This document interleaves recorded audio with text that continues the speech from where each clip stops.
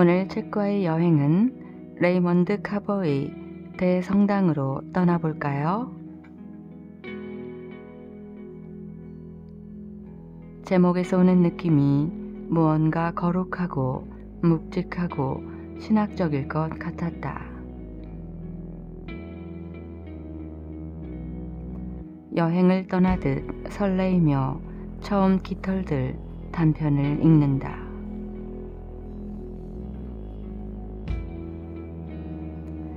깃털들 단편은 버드 올라 부부와 잭과 프렌 부부의 내용이다.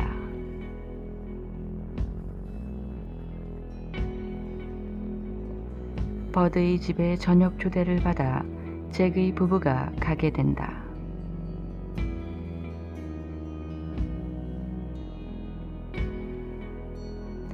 잭은 못생긴 아기와 부인, 커다란 공작이 거실을 돌아다니는 귀괴하고 정신없는 집에서 행복해하는 버드의 부부를 이해할 수 없다. 잭의 부부는 자기 둘만의 행복을 위해 아기도 낳지 않고 우아하고 분위기 있는 결혼 생활을 하는 본인들의 삶이 최고라고 생각한다.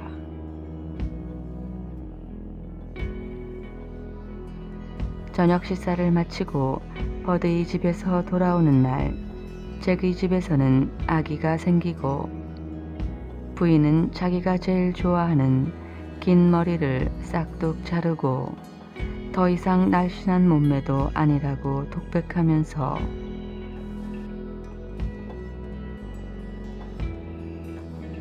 아기를 아주 싫어하던 부인이 어떻게 못생긴 아이를 보고 아기를 낳을 생각을 했는지 이해할 수 없어 한다.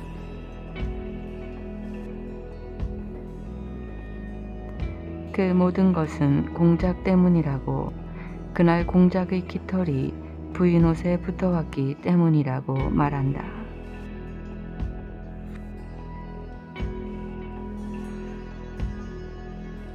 우리의 삶은 이렇게 사소한 깃털 같은 것들이 삶의 방향을 바꾸어주는 것을 말해주는 듯 했다.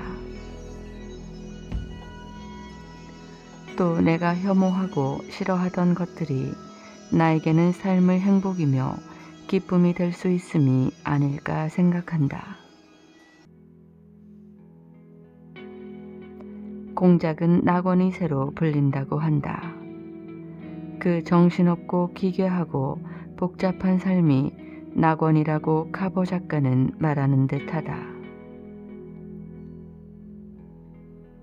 아, 내가 기대하는 내용과는 다르네 하면서 약간은 실망했지만 계속 읽게 하는 무언가가 있어 그 다음 단편들을 읽어갔다. 모든 단편들이 메시지를 주며 미처 생각하지 못한 지혜들을 보게 했다. 그 중에 마지막 대성당 단편의 내용을 써볼까 한다.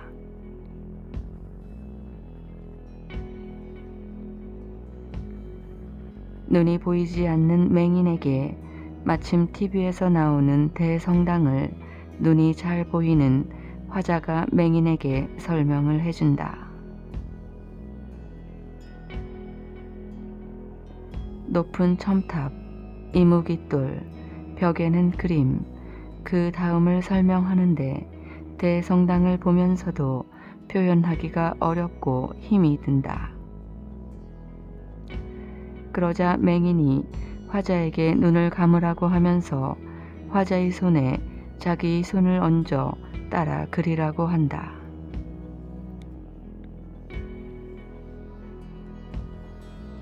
화자는 이상한 경험을 한다. 대성당을 TV에서 볼 때보다 더 잘 느끼게 되고 대성당에 있는 느낌을 받는다. 이제 눈을 뜨고 그린 것을 보라고 해도 화자는 눈을 감고 계속 보이지 않는 것을 느낀다.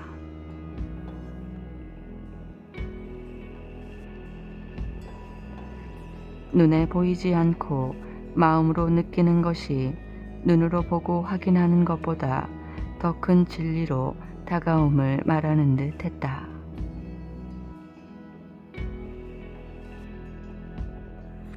끝까지 읽고 나니 대성당 책의 매력에 빠졌다.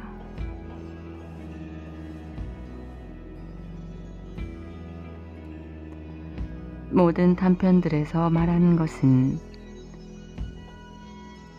내 안의 작은 굴레에서 빠져나와 세상 밖에서 자유롭게 사는 삶의 계기는 특별하고 거창한 것이 아닌 그냥 아주 사소한, 너무 사소해서 기억도 안 나는 찰나에서 삶의 큰 물줄기가 바뀌는 것으로 느꼈다.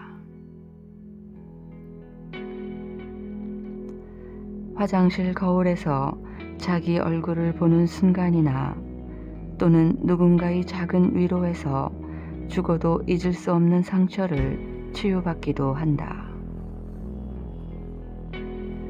우리가 듣고 싶은 것만 듣는 것이 아니라 어떤 상황에서 누군가의 말에서 나에게 무슨 말을 하려는지 신경 써서 들어야 한다는 내용인 단편 신경 써서도 있다.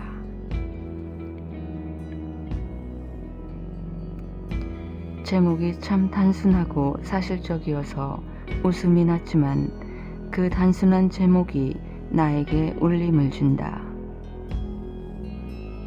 꾸미지 않고 더하지 않고 본연 그대로의 모습들은 자꾸 나를 감동하게 하고 설레게 하는 듯하다. 나도 굳이 더 잘하려고 보태거나 또 어울리지 않은 화장을 한 사람처럼 자연스럽지 않은 삶이 되지 않기를 바라본다. 책을 읽을 때 이해가 잘 안 되면 포기하고 다른 책을 읽고 싶은 유혹이 있다. 그런데 약간 지루한 듯해도 끝까지 정독을 하고 나면 큰 뿌듯함과 함께 많은 생각거리를 준다. 나만의 느낌을 기록하는 서평 쓰기는 또 하나의 큰 행복이기도 하다.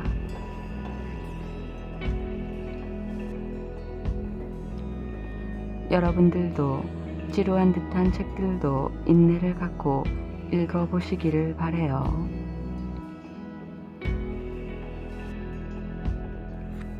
아마도 읽고 난 뒤의 여러분은 그 전의 여러분과는 다른 사람이 되어 있는 것을 느낄 수 있을 것 같아요.